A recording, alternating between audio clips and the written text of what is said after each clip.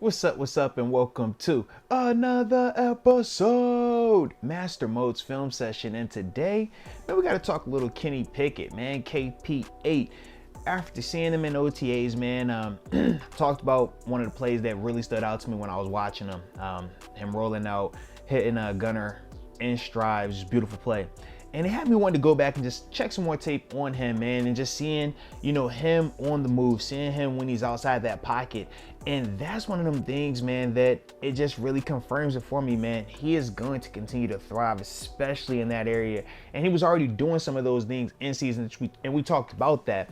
But I just feel like that's going to be the next thing that he just continues to take off in with his game. So, I'm gonna play a couple plays right here, man. We'll talk about it. Then after that, man, we'll continue to enjoy this here time of year, baby. All right, so y'all hit that like button one time. Subscribe to the channel if you have not done so just yet.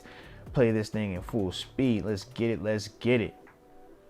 Watch him on the move, man.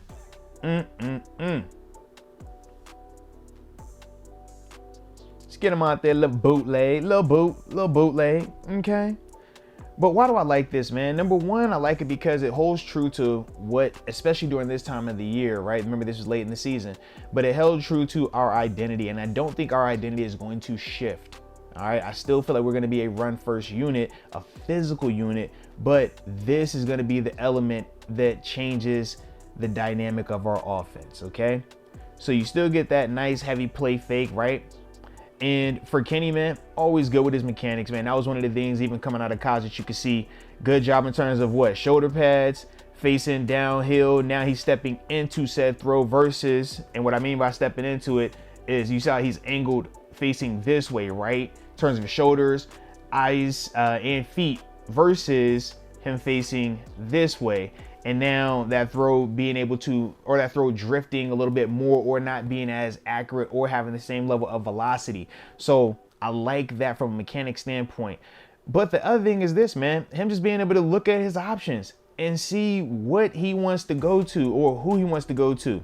So shout out to Gunner. He's the deep guy right here. I believe this is Deontay over here. And then you obviously have Gentry on the backside who he actually throws to. But the thing was this, man, when I looked at this play, I remember initially I'm watching it and I'm like, man, yeah, Gunner's here, but I love the fact that you went with the super high percentage throw, the throw that was safe, the throw that we knew you could make. And at this point in time, you knew you could make. And it was a good job, right? Boom. Big time completion. We don't have anything negative to say about it, right?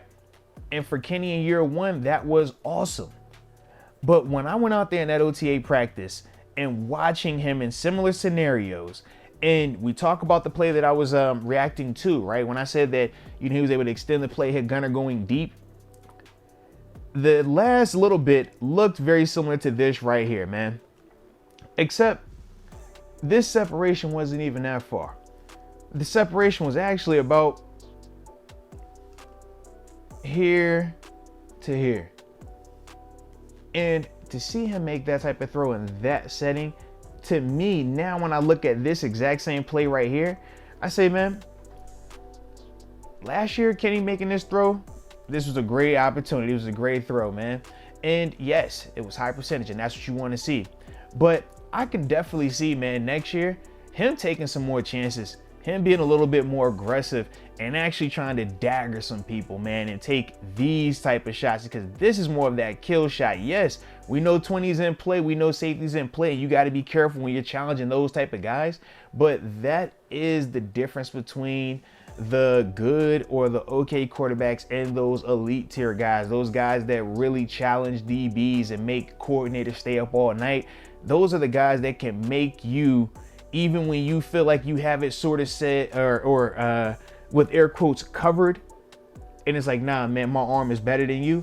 That's the thing that I feel like Kenny is capable of, and I think he's going to be wanting to show a little bit more of that, man, and I'll be really excited to see that.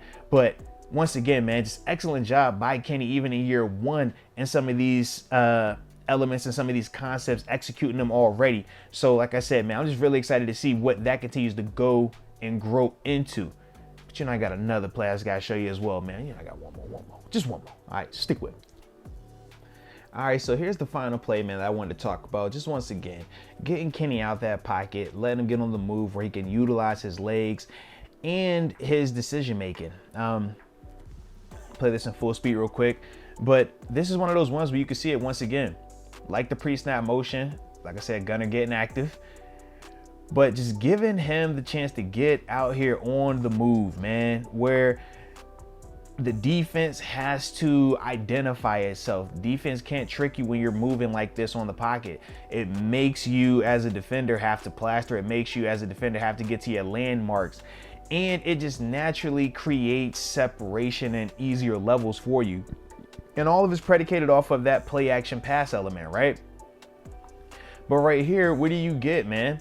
In terms of when you get that play action or that boot motion movement, you're getting Kenny out the pocket where he has freedom. It doesn't always rely on your offensive line having to be excellent.